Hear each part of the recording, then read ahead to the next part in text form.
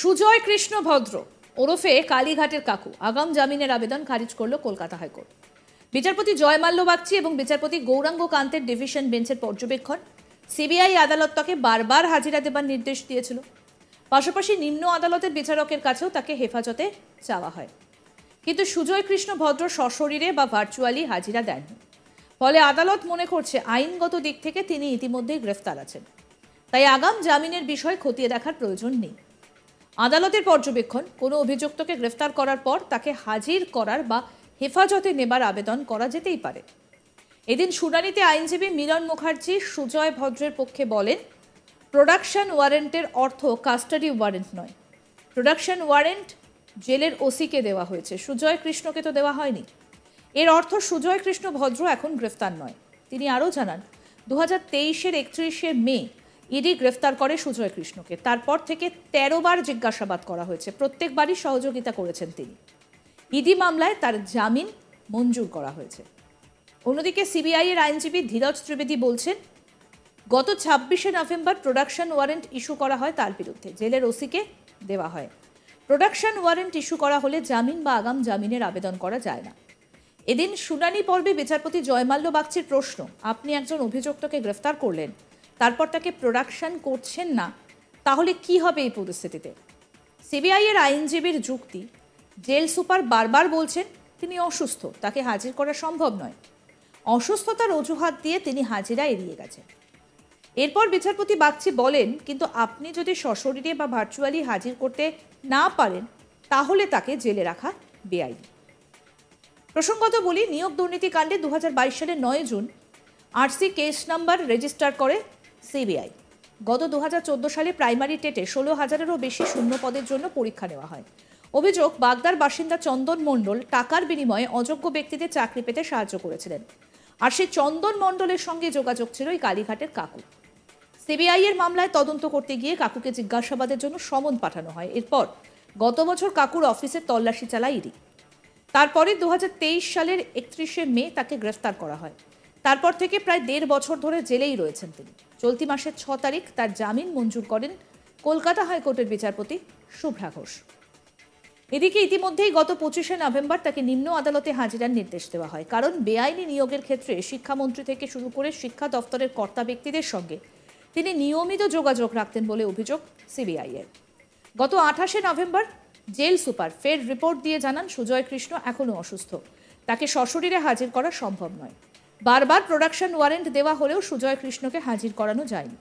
সেই প্রেক্ষিতে আগাম জামিনের আবেদন গ্রহণযোগ্য কিনা সেটাই এখন বিবেচ্য।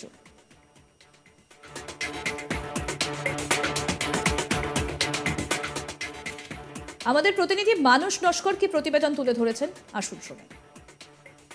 দেখো, সুজয় কৃষ্ণ ভদ্র ওরফে কালীঘাটের কাকু, তিনি কলকাতা হাইকোর্টে, আমরা জানি যে 6 ডিসেম্বর ইডির মামলায় কলকাতা হাইকোর্টের বিচারপতি শুভ্রা ঘোষ তাকে জামিন মঞ্জুর করেছিল।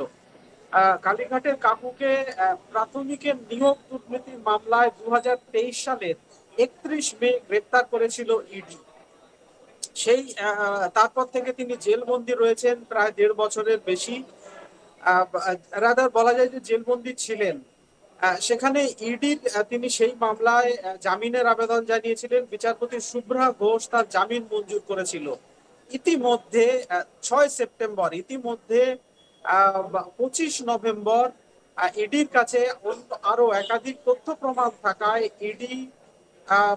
ইডি নয়, এটা সিবিআই এর মামলা। সিবিআই এর কাছে তথ্য প্রমাণ থাকায় সিবিআই কলকাতার নগর দায়রা আদালতে যে স্পেশাল সিবিআই কোর্ট রয়েছে, স্পেশাল সিবিআই কোর্টে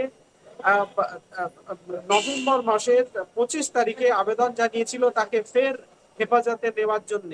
তার জন্য তাকে শোন অ্যারেস্ট করার জন্য আদালতের কাছে আর্জি জানিয়েছিল সিবিআই, এবং সেই আর্জিতে সিবিআই আদালতের বিচারক শুভেন্দু সাহা তিনি একাধিকবার, প্রথমে 26 নভেম্বর, তারপর 28 নভেম্বর, এরকম ভাবে প্রায় 4-5 বার তাকে সশরীরে হাজিরা দেওয়ার নির্দেশ দেন, এবং পরে তাকে ভার্চুয়ালি হাজিরার নির্দেশ দেওয়া হয়, কিন্তু সেই নির্দেশ তিনি বারবার এড়িয়ে গেছেন।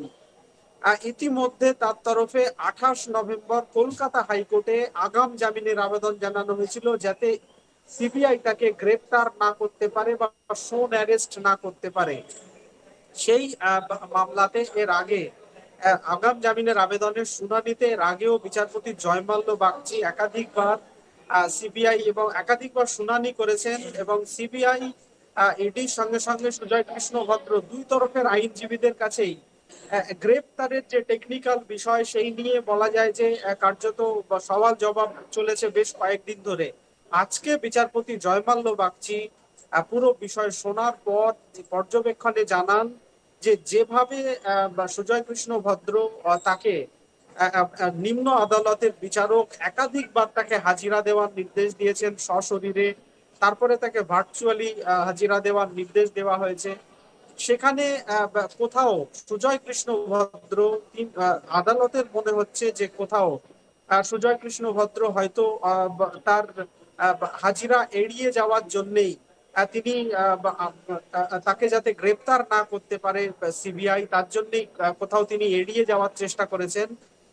আদালতের মনে হয়েছে আইনগত দিক থেকে যখন তিনি এরকম ভাবে একাধিকবার কেউ এরকম ভাবে তার হাজিরার নির্দেশ বা প্রোডাকশনের নির্দেশকে এড়িয়ে যান, আদালতের কাছে সেটা গ্রেপ্তার হিসেবেই বিবেচিত হয়। ফলে তিনি যে আগাম জামিনের আবেদন করেছেন, একজন অ্যাকিউজড বা একজন অভিযুক্ত যখন গ্রেপ্তারই হয়ে যান, তখন তাহলে আর তার আগাম জামিনের আবেদনের বিষয় বিবেচনা করার প্রয়োজন পড়ে না আদালতের। এরকমই পর্যবেক্ষণ। সেই জন্য কালীঘাটের কাকু ওরফে সুজয় কৃষ্ণ ভদ্রের যে আগাম জামিনের আবেদন ছিল সেই আবেদন খারিজ করে দিয়েছে আদালত। ফলে আপাতত নিম্ন আদালতে বলা যায় যে সুজয় কৃষ্ণ ভদ্র কলকাতা হাইকোর্ট থেকে ইডির মামলায় জামিন পেলেও সিবিআই এর মামলায় এইবারে তাকে ফের আদালতের সওয়াল জবাবের মুখোমুখি হতে হবে। আগামীকাল কলকাতার নগর দায়রা আদালতে স্পেশাল যে সিবিআই কোর্ট আছে সেখানে সুজয় কৃষ্ণ ভদ্রের সিবিআই এর এই সংক্রান্ত মামলা শুনানি রয়েছে। আপাতত সেদিকে লক্ষ্য থাকবে।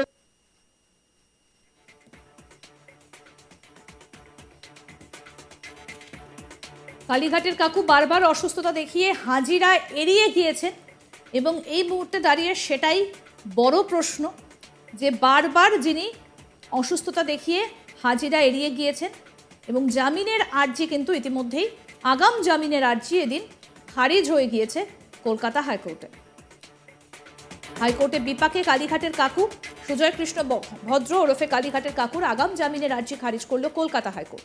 বিচারপতি জয়মাল্য বাগচি এবং বিচারপতি গৌরাঙ্গ কান্তের ডিভিশন বেঞ্চ। আরও আপডেট পেতে দেখতে থাকুন আজ তাক বাংলা, সাবস্ক্রাইব করুন।